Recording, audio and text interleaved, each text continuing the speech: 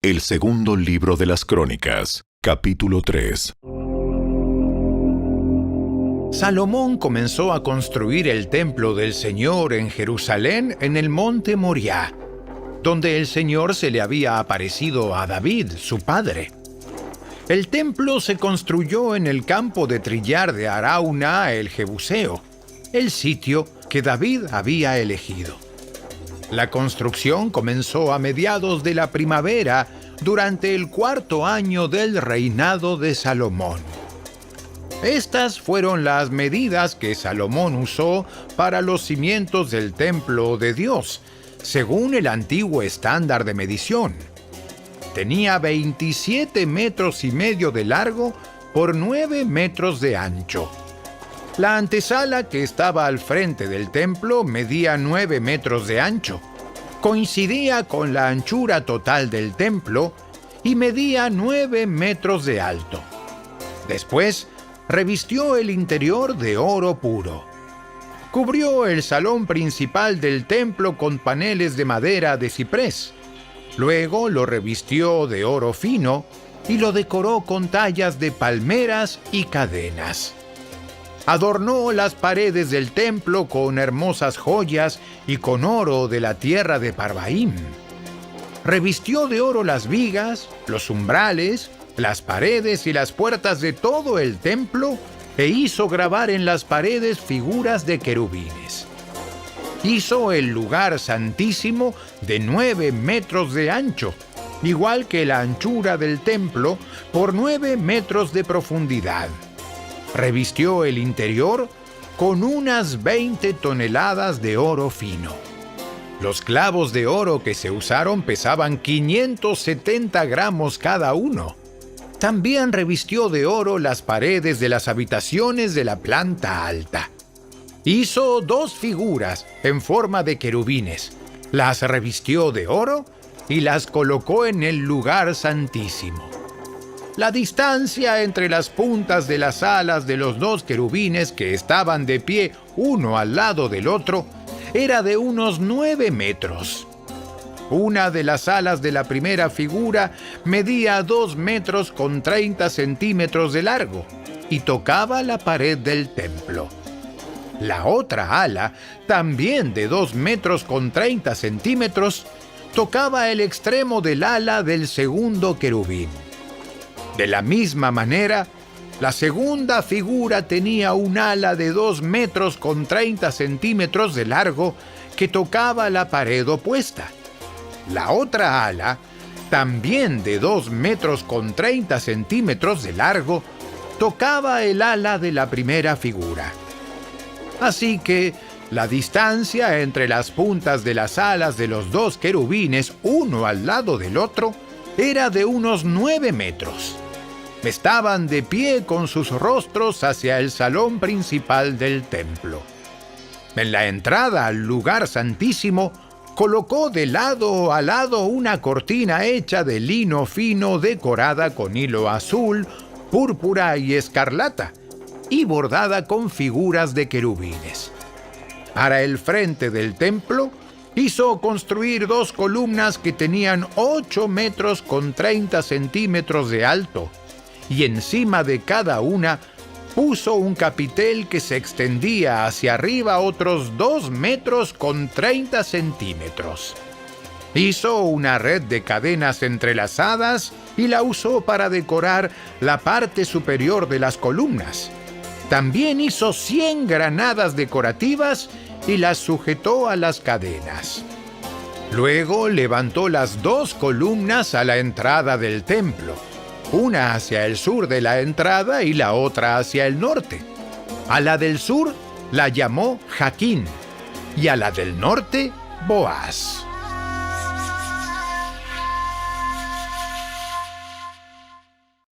El segundo libro de las Crónicas, capítulo 4.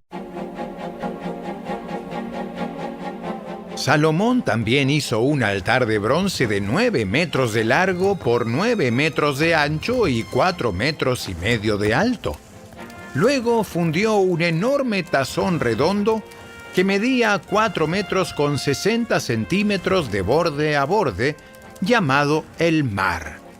Tenía 2 metros con 30 centímetros de profundidad y 13 metros con 80 centímetros de circunferencia. Por debajo del borde estaba rodeado por 2 hileras de figuras que se parecían a bueyes. Había 20 bueyes por metro de la circunferencia que se habían fundido como parte del tazón.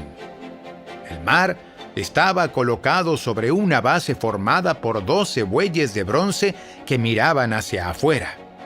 3 miraban hacia el norte, 3 hacia el occidente, 3 hacia el sur y 3 hacia el oriente.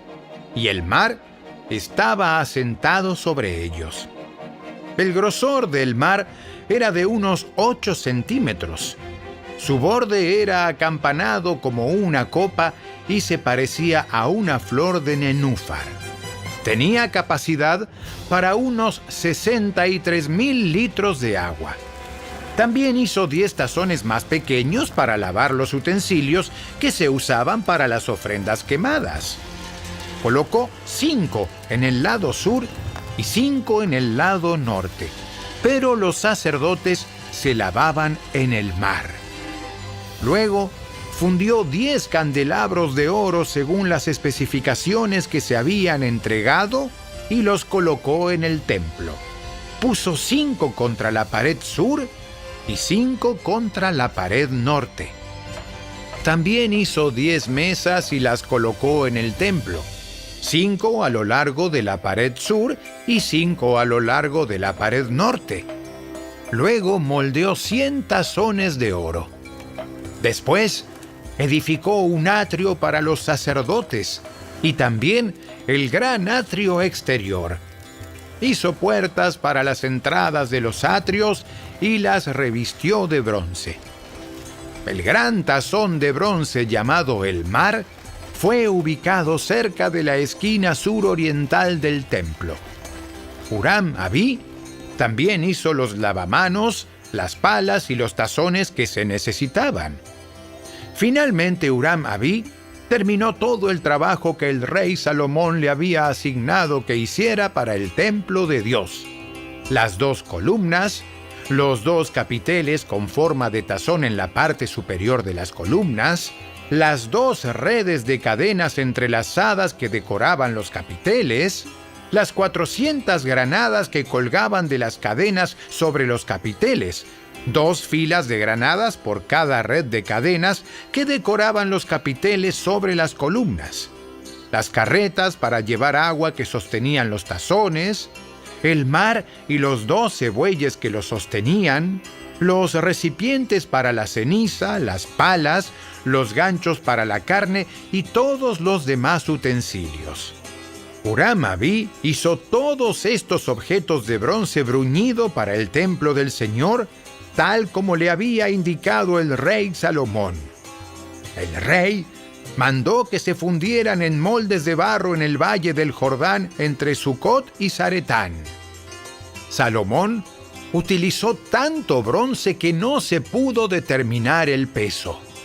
Salomón también hizo todo el mobiliario para el templo de Dios: el altar de oro, las mesas para el pan de la presencia, los candelabros y sus lámparas de oro macizo para que ardieran frente al lugar santísimo como está establecido, las decoraciones de flores, las lámparas y las tenazas, todo del oro más puro, las despabiladeras para las lámparas, los tazones, los cucharones y los recipientes para quemar incienso, todo de oro macizo, las puertas para las entradas al lugar santísimo y al salón principal del templo revestidas de oro.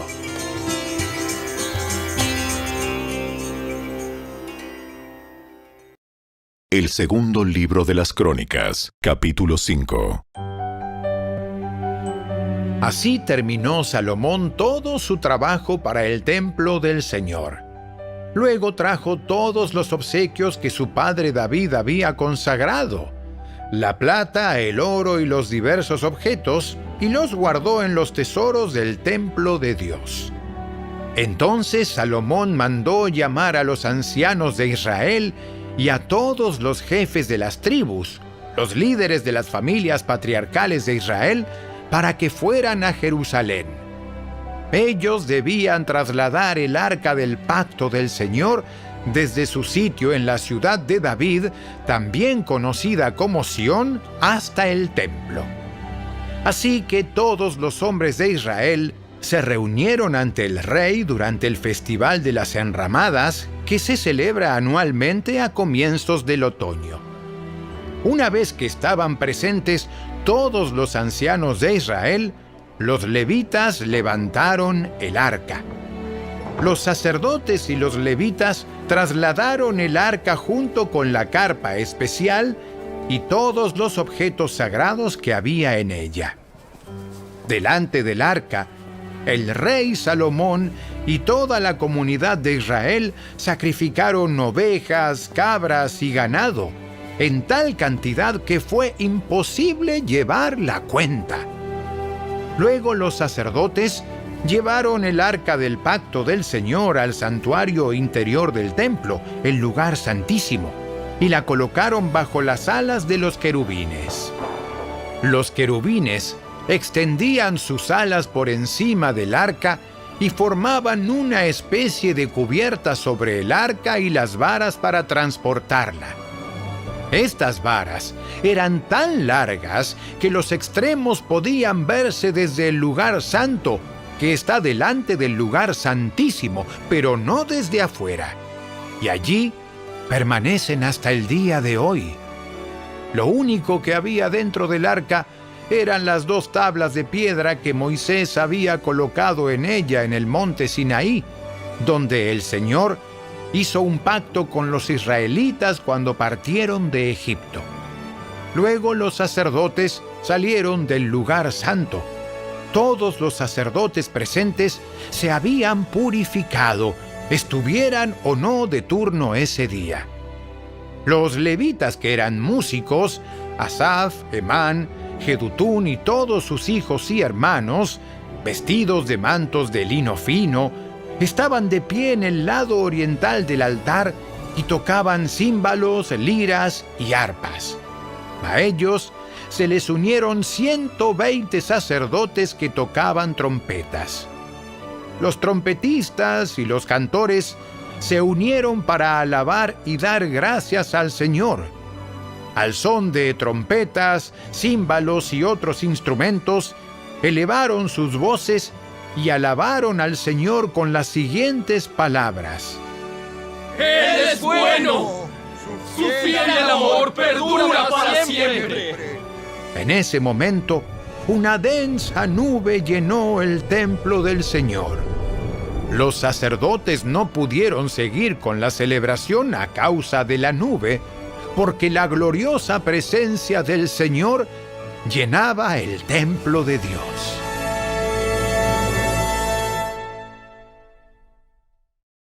El segundo libro de las Crónicas, capítulo 6.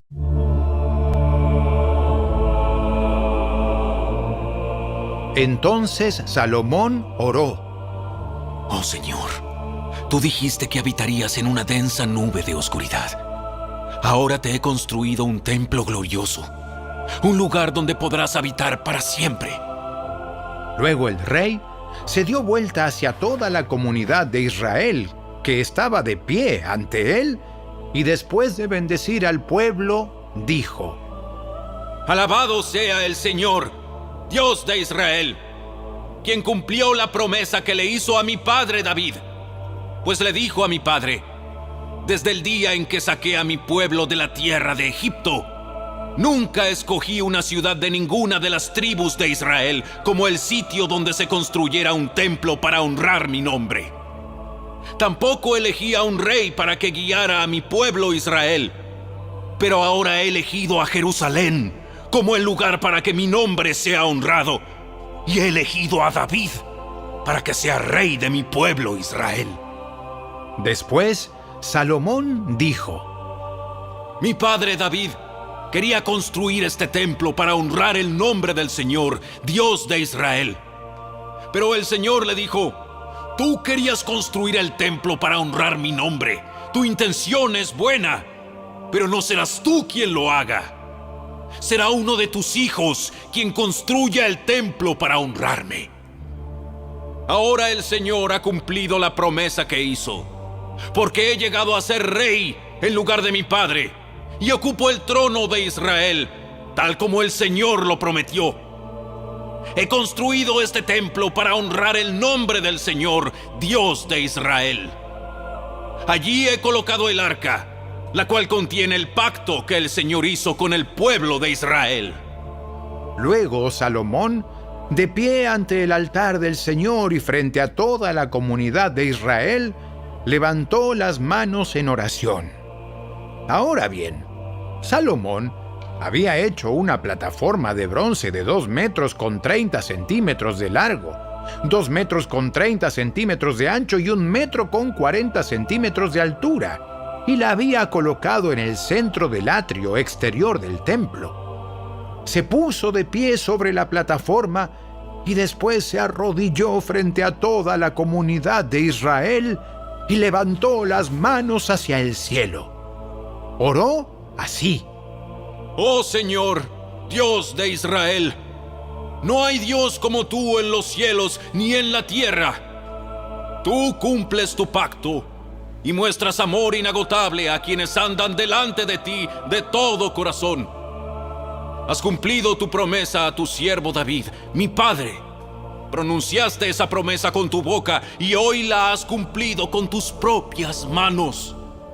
Ahora, oh Señor, Dios de Israel, lleva a cabo la otra promesa que le hiciste a tu siervo David, mi padre, cuando le dijiste: si tus descendientes cuidan su comportamiento y siguen mi ley con fidelidad, así como tú lo has hecho, siempre habrá uno de ellos sentado en el trono de Israel. Ahora, oh Señor, Dios de Israel, cumple esta promesa que le hiciste a tu siervo David. Pero ¿es realmente posible que Dios habite en la tierra entre seres humanos? Ni siquiera los cielos más altos pueden contenerte, mucho menos este templo que he construido.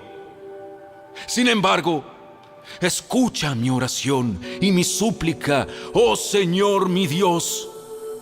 Oye el clamor y la oración que tu siervo te eleva. Que día y noche tus ojos estén sobre este templo, este lugar del cual tú has dicho que allí pondrías tu nombre. Que siempre oigas las oraciones que elevo hacia este lugar. Que atiendas las peticiones humildes y fervientes de mi parte y de tu pueblo Israel cuando oremos hacia este lugar.